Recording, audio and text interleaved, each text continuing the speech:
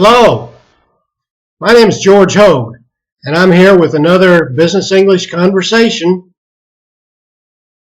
lesson, video lesson. Today I want to talk about a very small article that I read not too long ago, and it got me thinking about a few things, and so I want to chat with you about job description or position description. I'm going to try to talk about this in two different ways, one from a manager standpoint and one from the employees or potential manager standpoint, actually. Because what I first want to talk about is how do you advertise as a manager a job? And I'm not talking about where, because we can put them in newspapers, we put them in magazines, we put them on the internet, all of those kind of places. There's lots of places to advertise, but the way you advertise or try to seek people for a position is very important, because the wording that you use needs to be specific to a certain degree. Let me explain what I'm talking about. As a person who's putting up a job, the very first thing that needs to be done is there needs to be a specific job title. What are you looking for? As a manager, what are you looking for? You need to avoid confusing and misleading language. Here's a crazy example. I've seen this in newspaper ads. They're advertising for an ambassador of first impressions. Well, what is an ambassador of first impressions? It's a receptionist. It's a person that sits out front and takes calls and meets and greets people as they come into the company. Okay? And then they use words like associates, and all of these kind of things when they're really looking for a clerk. So when you're advertising for a job, trying to get people to take a job, avoid all this confusing language. Be specific. What's the title of the job? It's a CPA. It's a truck driver. It's a clerk working the cash register. It's a day laborer. It's a specific electrician, whatever it is. Now, on the other side of the coin, if you're looking for a job, the same holds true. You want to look for the jobs that you really want to do and are capable of doing. So look at the language. And if you get some crazy people that like to advertise for ambassadors of first impressions, and you're looking for a receptionist job, well, that's the one you're looking for. But I would submit to you, if somebody can't be upfront and be very specific about the job that they're offering, the type of people they're looking for, I wouldn't be interested in talking to them. Second item to consider is the responsibilities. What are the expectations, the daily expectations of the job that you've got if you're advertising for this? What are the specific job tasks for this job? And what are the responsibilities for the job? Put them out there, because if you don't, you're liable to get a lot of people thinking the job is for a CPA, as an example, and in reality, all you're looking for is a bookkeeper to balance the checkbook and keep track of a spreadsheet. You don't need a CPA. So be specific in the responsibilities. On the other side of the coin, if you're looking for a job, look for those specifics. What are the responsibilities of this job? And you should be able to find that out before you have to go for an interview. Let's hope that you can. So, good title and responsibilities. Be specific about both of those. When you're looking for a job, look for the job title and the responsibilities that you are looking for, that you want. Another one, I'll call it a cultural fit. And again, advertising a job. In this case, what I'm talking about is the wording. The wording of how you advertise a job. For example, if you're advertising for a CPA, first, of course, you want to tell them it's a CPA and then give them the responsibilities. But use more of a formal, serious approach in terms of the wording of your ad. If you're looking for a college students to help you with your web startup or to design a web, well, your language can probably be a little different because you talk like the college students do. To use a phrase, you could be a little snarky, if you will, with your wording.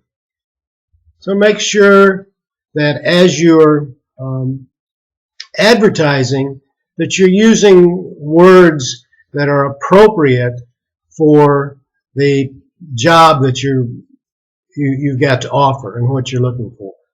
And if you're looking for a job, look at the words and make sure that those fit what you really want to do.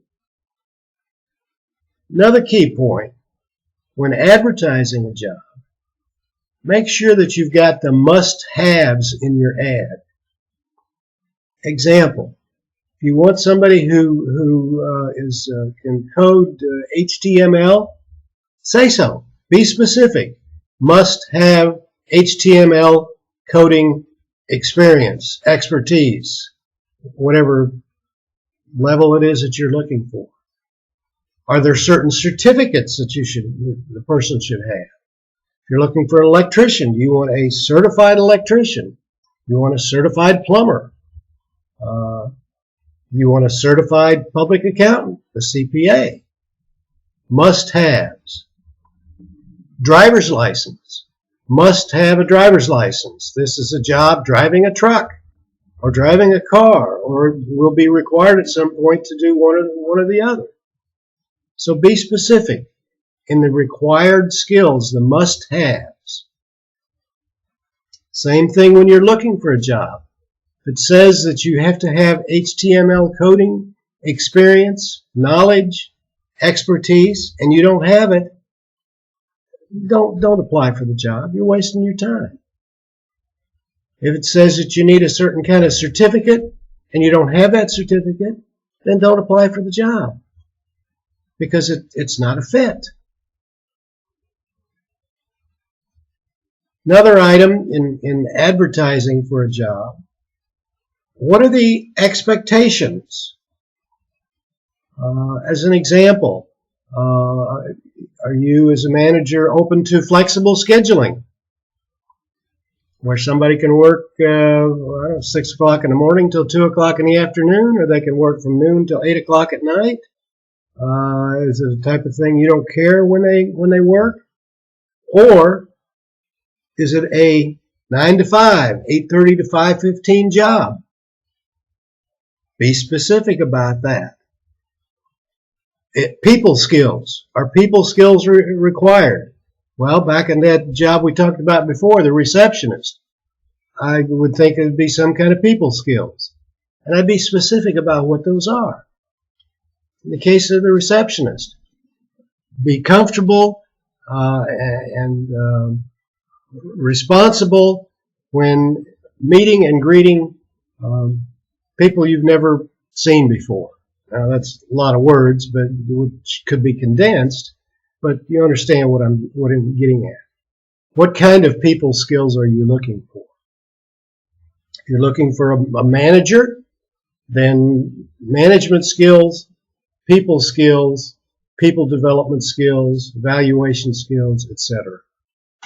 If you're looking for somebody who never misses a deadline, Put that in there. Meeting deadlines critical. If you're the person looking for the job, you want a flexible schedule, bingo. Maybe you found the right thing. Be honest with yourself. If you don't have the people skills, or you don't like meeting new people, you don't like chit-chat in the reception area, don't apply for the job. Again, be honest with yourself.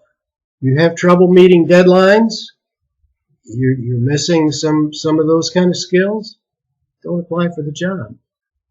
Be honest. And finally, in this category, as an advertising, go ahead and put in there salary and benefits. And it doesn't have to be a specific number, but put a salary range in there. Make it realistic and make it exactly what you're willing to pay. If there are significant benefits, a 401k, instantly a week's vacation,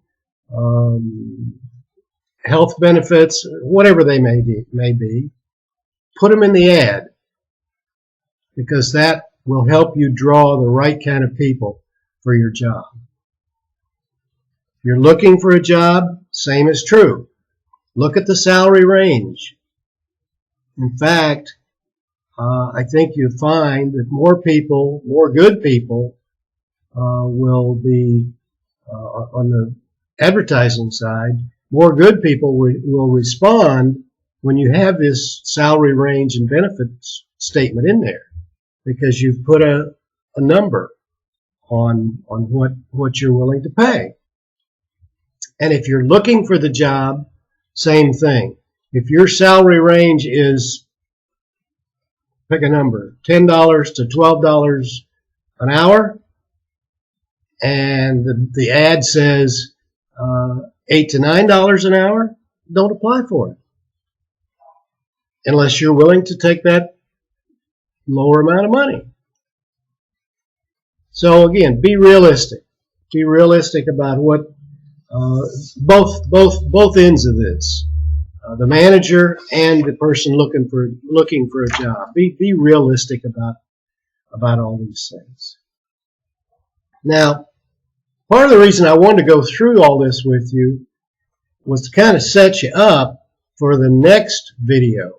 Because the next video, I'm going to talk about performance plans, development plans, something that I take very seriously and are much more specific than what we've just talked about, actually. But they pertain to what we've just talked about. The job title, okay, I mean, a title's a title. Responsibilities, what's expected, what the tasks are, what you're responsible for. That's what you're going to be measured on. The must-have skills. Those are the things, when you come into a job, you must have this, this, and this. So you better have them when you get in there, and you're going to be measured on those. What's expected of you. And, of course, the salary, benefits, how can I make more money, bonuses, etc. So that's kind of the job description or position description in a nutshell. The next program, we're going to talk about performance plan, performance evaluation, key part of the manager-employee relationship, and a key part to all of us in our careers. So that's it for today. We'll have another one of these videos out soon. In the meantime, I hope you've signed up for our free online program.